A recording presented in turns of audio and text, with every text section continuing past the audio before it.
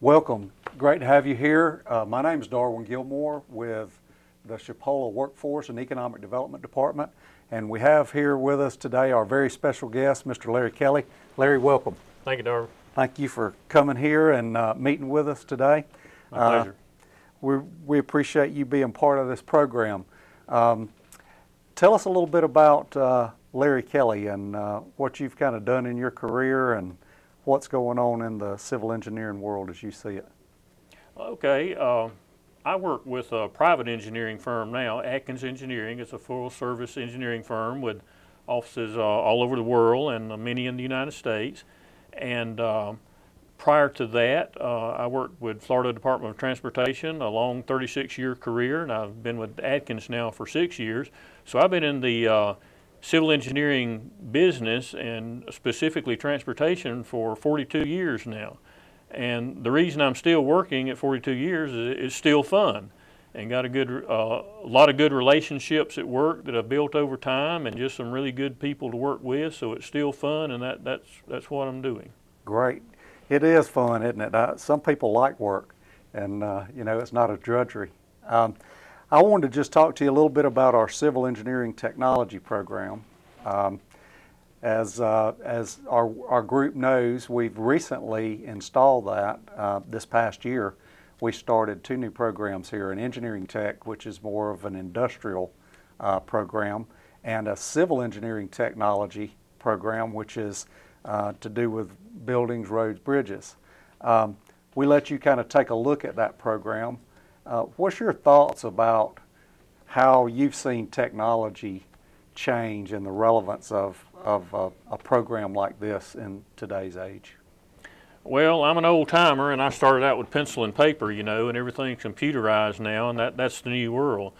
And I'm glad that people are still excited about going into engineering, and a lot of opportunities there.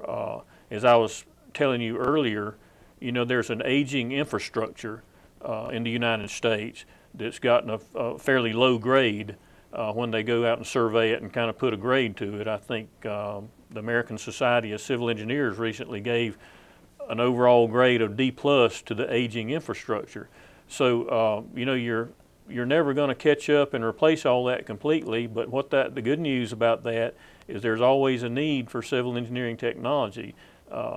A lot of that infrastructure has got to be rebuilt or heavy maintenance on it, and then there's the new construction that's going to have to take place for all the new things and the increase in population and economic growth.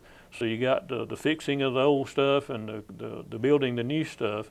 So there's a great need in civil engineering technology these days, and I have not seen that need diminish much over my 42-year career. There's always been a good need. Had a little bit of downturn when the economy was bad back in 2006, 2008, but the economy's back and going strong, and it's a great place to get started.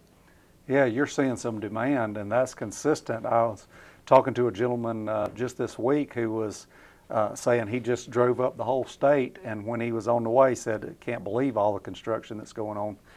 That's what I wanted to ask your opinion about too, is from a national scale to state to the Northwest Florida region, do you think we're going to be busy enough working on things here in the next coming years? Well, I do. I think that Northwest Florida in particular is kind of the last frontier in Florida, room for development, and I think you're going to see a lot of construction in Northwest Florida. I read an article just this morning that they're predicting there's going to be 6 million new residents in Florida by 2030. And so that tells you that, things are going to have to be built to support those new residences. There's a lot of jobs going to be needed, and for any kind of building, civil engineering technology is involved somewhere in the process. It's true that the Florida Department of Transportation has one of the larger budgets in the area and bigger than it's had in quite a while. And also at the federal level, a Surface Transportation Act has just been passed recently, which sets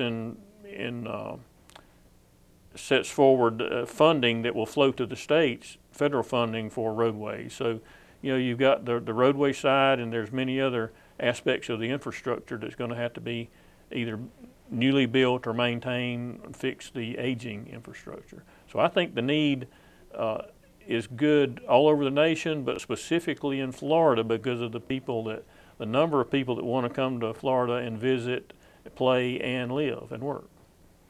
Yeah, it's an exciting time. I appreciate that perspective. That's encouraging to us. Just thinking about the concept of where we're going here as a college, we see that you know, there was a need to get in the technology AS degrees, and you and I were kind of talking about the curriculum, and this 2-year program, it includes things like GIS, surveying, building and construction, and we're going to hopefully go on some site visits to some projects where you're actually building things. But you know, what was your assessment of some of the curriculum and what was missing, or what may need to be added, or some emphasis areas on the curriculum? You had brought up a couple of things. Yeah, I did look at the curriculum, and I was excited. I saw some very interesting courses there, and what I was the most excited about is that you have intermingled into the engineering some communications courses and also some economics courses.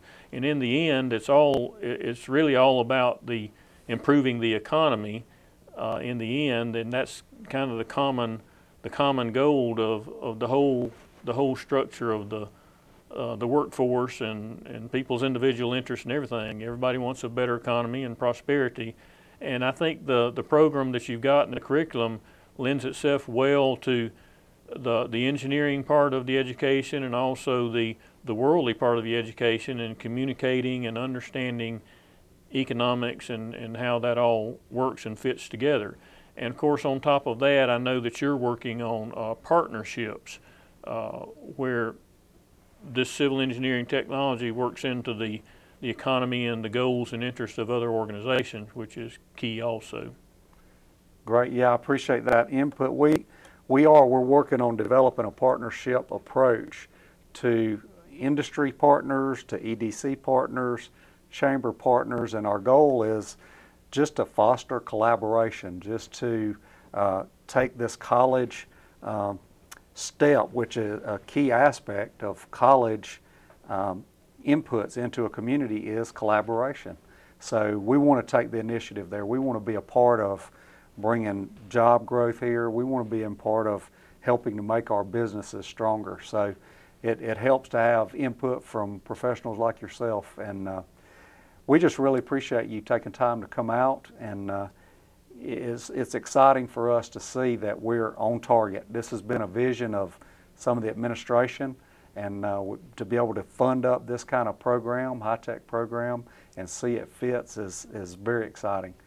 Because if you don't have the fit and the jobs, it's not worthwhile. Well, thank you. I'm obviously interested in the young people, and I'm a native of this area. Lived in Northwest Florida all my life, so you know, I want to see it grow in the right way, and there be more and more opportunities for the young folks to stay in this area instead of having to leave and go to better things elsewhere.